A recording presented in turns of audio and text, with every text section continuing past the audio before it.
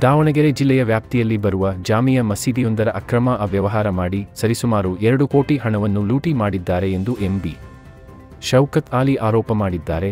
ಮೈಸೂರಿನ ಹೃದಯ ಭಾಗವಾದ ಶಾಂತಿನಗರದ ಖಾಸಗಿ ಹೋಟೆಲಿನಲ್ಲಿ ಸುದ್ದಿಗೋಷ್ಠಿಯನ್ನು ಉದ್ದೇಶಿಸಿ ಮಾತನಾಡಿದ ಅವರು 2019 ಸೆಕ್ಷನ್ 17ರಲ್ಲಿ ಬೆಂಗಳೂರು ವಕ್ಫ್ ಕಚೇರಿಯ ಲಾ ಆಫೀಸರ್ ಅವರಿಗೆ ಪ್ರಕರಣವನ್ನು ಹಾಕಿರುತ್ತೇವೆ. ನಂತರ 2020ರಲ್ಲಿ ಈ ಪ್ರಕರಣಕ್ಕೆ ಸಂಬಂಧಿಸಿದಂತೆ ವರದಿಯ ಪ್ರತಿಗಳು ನಮ್ಮ ಬಳಿ ಸೇರುತ್ತೆ.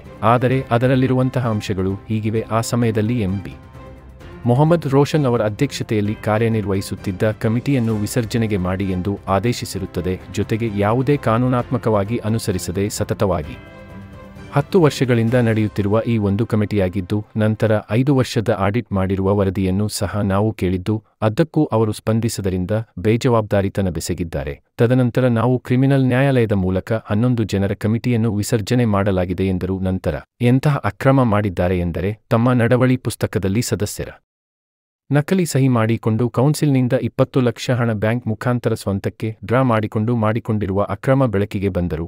ಇನ್ನು ಮಾತ್ರ ಅದೇ ಸ್ಥಿತಿಯಲ್ಲಿದೆ ಹಾಗೂ ಕಮಿಟಿಯ ಆದಾಯ ಮೂಲಗಳಿಂದ ಬಂದಂತಹ 24 ಲಕ್ಷ ರೂಗ.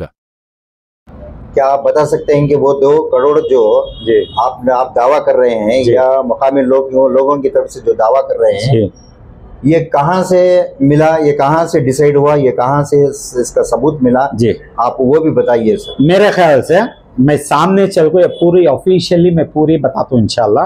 बेहतर है तुम्हारे क्वेश्चन का जवाब ये 2 करोड़ का इन्वेस्ट देते हैं इंशाल्लाह। जी सर। बिस्मिल्लाहिर्रहमानिर्रहीम। एमबी शौकत अली, मेलेबेन्नूर जुम्मा मस्जिद, मेलेबेन्नूर दावणगेरे डिस्ट्रिक्ट से मैं बात कर रहा हूँ। आपने पूछा कि 2 करोड़ घपला कैसा हुआ बोल के। मेरा मकसद ये है कि हमने 2019 में सेक्शन 70 में एक केस डालते हैं लॉ ऑफिसर बेंगलुरु वक्फ बोर्ड में। इसकी एक रिपोर्ट आती 2020 में।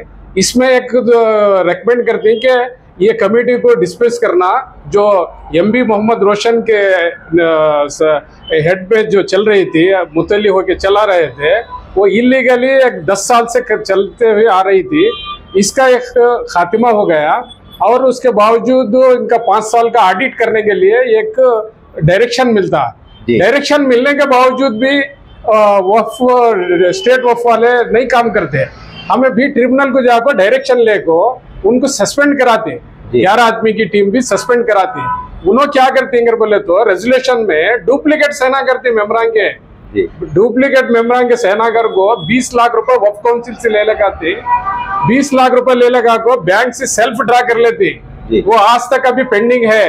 रहने के बावजूद भी वक्फ ऑफिसर उन्हें मिलने क्या करती, इदारे के पैसे 24 लाख रुपए है ना वक्फ काउंसिल को जमा कर डालती। और उसके साथ साथ एसीओ की एक रिपोर्ट आती, उसमें भी 2 करोड़ का घोटाला सामने आ जाता। और उसके साथ साथ एक फैक्चुअल रिपोर्ट आती, वो इसमें भी होता। 5 रिपोर्ट आने के बावजूद भी नहीं कर रहे हैं लोग। इसके वास्ते हमें क्या करें, ट्रिब्यूनल में जाकर एक एप्लीकेशन फाइल करते हैं। एप्लीकेशन नंबर 14 2022 में फाइल होता और उसके बाद डिक्लेरेशन होता। क्या बोले तो ये जो 2 करोड़ रुपए मिस अप्रोप्रिएशन हुआ, इनके पास ex managing committee and members, इनके ऊपर तुम्हें है ना कार्रवाई करके उसीली करो बोल को। उसके बाद क्या है, इन्होंने नहीं करते। करने के बाद भी हमें 15-20 एप्लीकेशन डालते हैं और रोज भी जाकर आते हैं, होने के बावजूद भी नहीं करते। बाद प्रेशर आने के बाद परवेज खान जो सीओ थे, उन्होंने क्या करते हैं 32 आदमी के ऊपर डिमांड नोटिस 96 इशू करते हैं। 96 इशू करने के बाद 60 दिन की नोटिस रहती है, 60 दिन के बावजूद भी नहीं वो रिकवरी नहीं होता। हमें क्या करते हैं वक्फ ऑफिस के सामने जाकर धरना बढ़ती, ये वसूली कर को उनके ऊपर क्रिमिनल केस करो कर बोल को, उसके बावजूद भी नहीं करते। फिर भी हमें भी ट्रिब्यूनल को जाकर लीगल शेल्टर लेते। अब परसों OS ये अपील नंबर 54/2024 में एक ऑर्डर होता, विथिन 1 मंथ के अंदर उनके पास वसूली करो बोल को, अब तक अभी नहीं कर रहे। ये कैसा मसला है? करना कौन था ये करना जो स्टेट वक्फ ऑफिसर और डिस्ट्रिक्ट वक्फ ऑफिसर एक रेकमेंड लेटर भेजना है। डिस्ट्रिक्ट वक्फ ऑफिसर जो 2 करोड़ रुपए खाई उनकी तरफदारी करते हैं जी। उन्होंने क्या बोलते हैं, उनकी किडनी चले गई, वो गई। अरे भाई उनकी तो किडनी गई, तू चुप है ना, तुझे कीड़े पड़ को मरती बोल के बोलता हूँ मैं जी। कीड़े पड़ को मरते, ये अल्लाह का तो ये तेरे पर अजाब नाजिल होता अगर को बोलते भाई। यानी उनके कहने का मतलब उनकी किडनी चली गई इसलिए पैसा पूछने का नहीं, पैसा पूछने का नहीं, उसको बचाओ बोल के बोलता है आदमी। अच्छा अच्छा। एक ऑफिसर हो को वफ की हिफाजत करने वाला वो बोलता है कि है ना उनके कैसा भी करके बचाओ, वो अच्छा आदमी है। अच्छा आदमी है तो 8 रिपोर्ट क्यों दिए, आपने क्यों दिया रिपोर्ट, मेरा ये सवाल है। जी जी। इसके बावजूद भी क्या है, इतनी है ना एक हड़दर्मी बोलते हैं हमारी तरफ, वो इतनी हड़दर्मी चल रही है वफ ऑफिसर की, जो अपनी मर्जी में आया वो करते हैं। अभी वो टेनेंट जो अभी जो नई कमेटी है उसमें 2 टेनेंट है, एक टेनेंट है, एक अदर मस्जिद का एक मेंबर है जी। उनको है ना डिसमिस करो बोले तो जाओ आगे जाके फाइल करो, पैसे हम खर्च करना, ये है ना राज करना, ऐसा मसला है।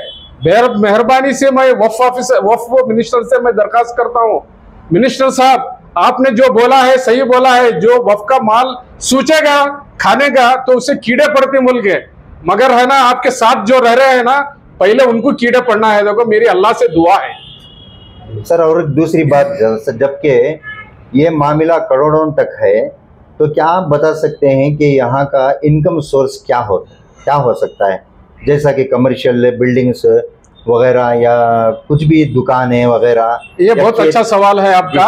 ये क्या है बोले तो हमारे जुमा मस्जिद मिलेबिन्नौर की 32 एकड़ दीरावरी खेते हैं, 40 कमर्शियल कॉम्प्लेक्स है, बाद एक शादी महल है, इसकी कुल आमदनी सालाना 35 लाख रुपए आती है। इमाम मौजन इलेक्ट्रिसिटी का खर्च सब में मिला के 5 से 6 लाख रुपए खर्च आता है, साल को कम से कम 25 से 30 लाख रुपए बचते हैं जी। ये जो आदमी जो सस्पेंड हो गया है ना अभी, जो 2 करोड़ का घोटाला कराया है, ये 10 साल से वहीं पे काबिज होके अपना राज चला रहा था जी। अब पूछने पर हम पे झगड़ा करके हमारे बच्चों पर भी हमला कर दिया, फिर भी हमें हिम्मत नहीं आ रहे। अल्लाह के फजल से ये अल्लाह की ड्यूटी बोल के कर रहे हैं, इंशाअल्लाह अल्लाह ताला, हमें अल्लाह से उम्मीद है, अल्लाह और उसके रसूल गवाह है, इंशाअल्लाह हमें जरूर कामयाबी मिलेगी। जब तक कामयाबी नहीं मिलेगी हम इससे हटने वाले भी नहीं, इससे पीछे हटने वाले भी नहीं। और जो ऑफिसर है ये बहुत गलत कर रहा है, और रिकॉर्ड पूछे तो उल्टे सीधे देते हैं। डिस्ट्रिक्ट चेयरमैन मोहम्मद सिराज साहब बोलने के बावजूद भी हमको रिकॉर्ड नहीं दिए, जो इलेक्शन का रिकॉर्ड है अब तक अभी नहीं दिए। अभी ऐसा ही सताते अपने चला रहे हैं। अब वो फिर हमें है ना हाई कोर्ट में एक केस डाले हैं और ट्रिब्यूनल में एक केस चल रहा है इसके बारे में।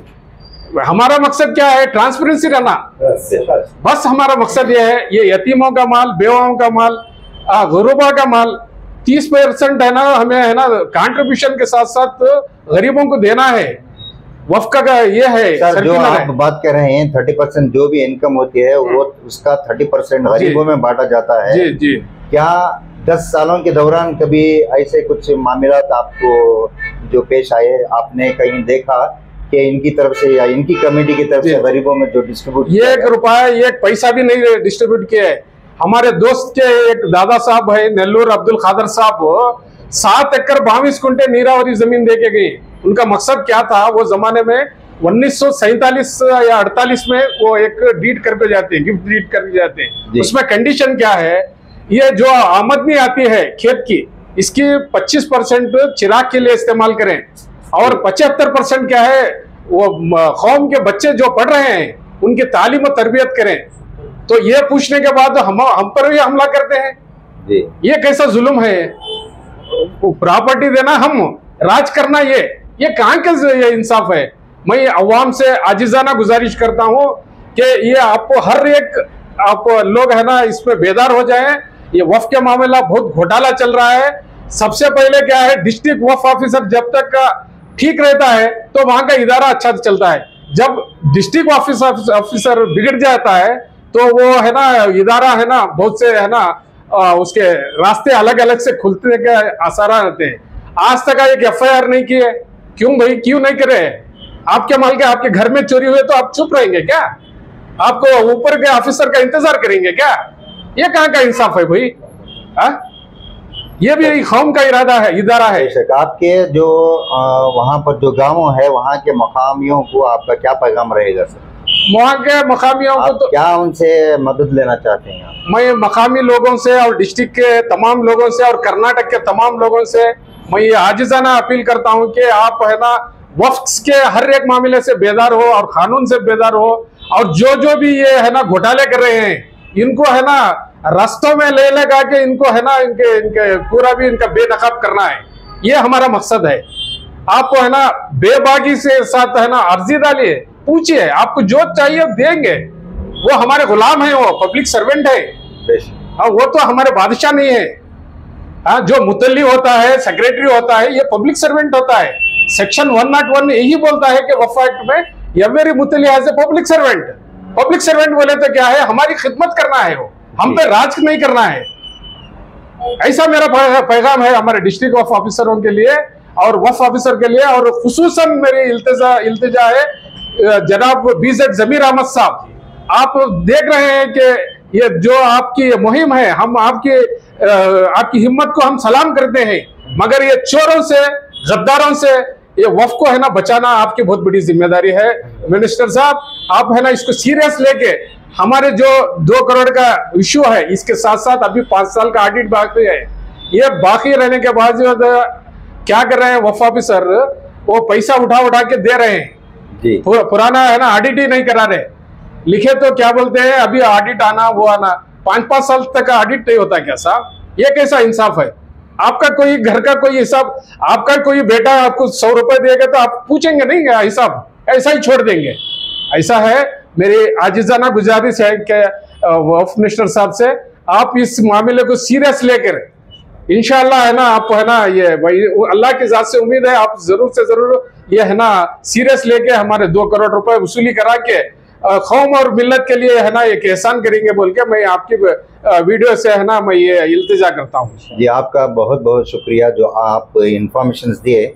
आज की दस्तक न्यूज़ कर्नाटका की जानिब से मैं आपका बहुत शुक्रगुजार हूँ। अस्सलाम वालेकुम रहमतुल्लाहि व बरकातहू।